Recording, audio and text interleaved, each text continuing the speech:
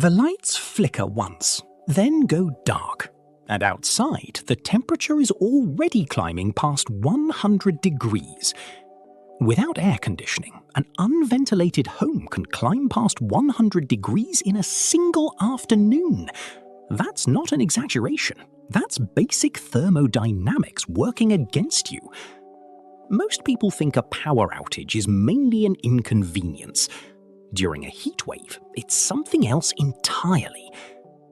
Dr. Kristie Ebi, a public health researcher who has spent decades studying heat-related illness, has tracked exactly how quickly extreme heat becomes dangerous indoors.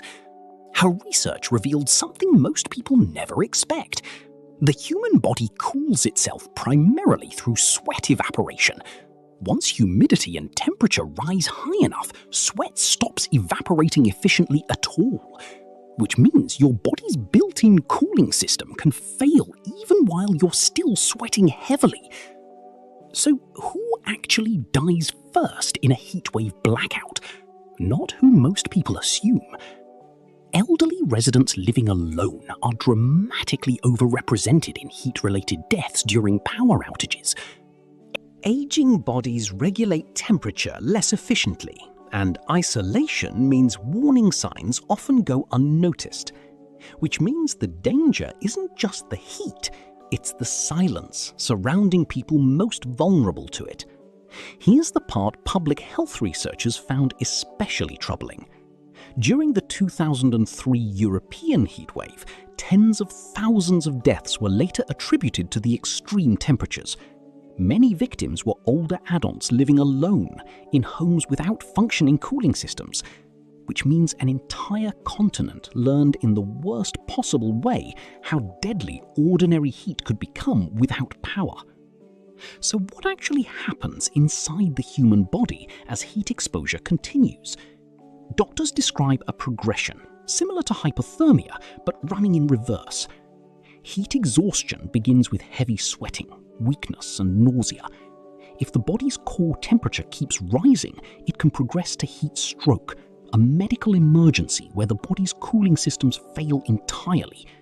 Heat stroke can cause core temperature to exceed 104 degrees Fahrenheit, damaging organs within minutes. Which means untreated heat stroke isn't just serious, it's often fatal without rapid intervention. Now think about the building itself. Modern homes are often designed to be sealed and insulated, which works well with air conditioning running.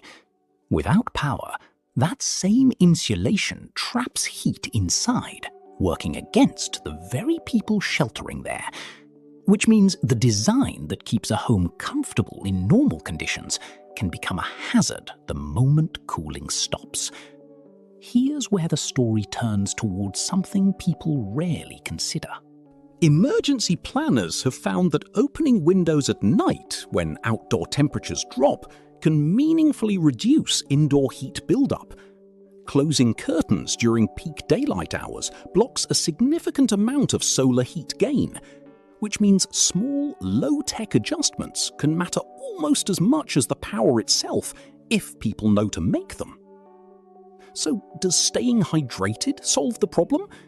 Not entirely, and this surprises most people.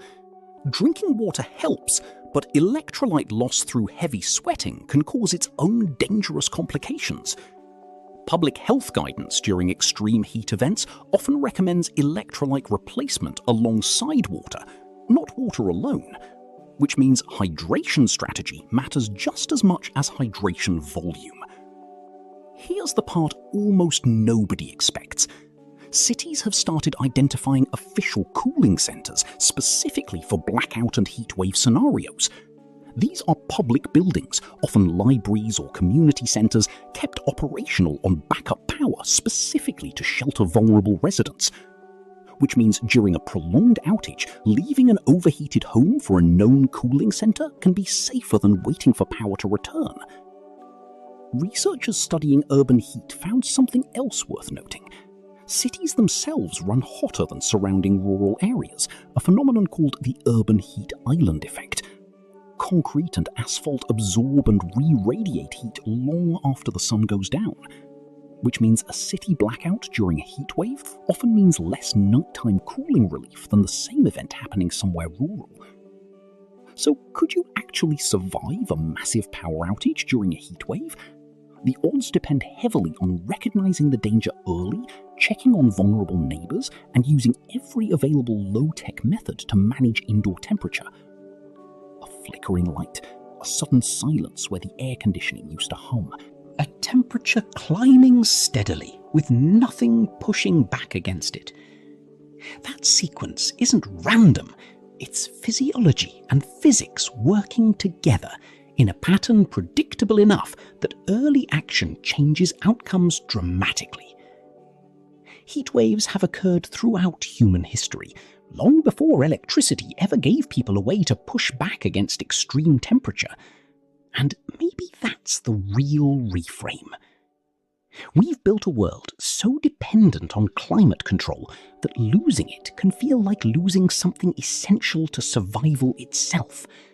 Because in some very real, measurable sense, we have.